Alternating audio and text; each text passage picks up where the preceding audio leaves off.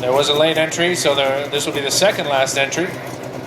We'll have one more entry after this. You might want to stick around because the way things have been going, you just never know.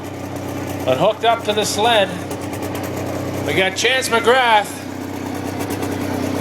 with Last Chance 2, last year's winner of the King of the Hill, the current reigning King of the Hill. Green flag down. Let's get ready to rumble!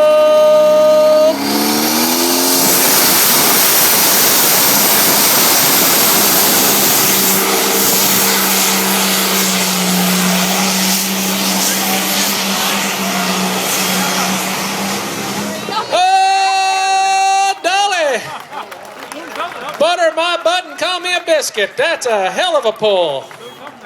Chance McGrath with Last Chance 2.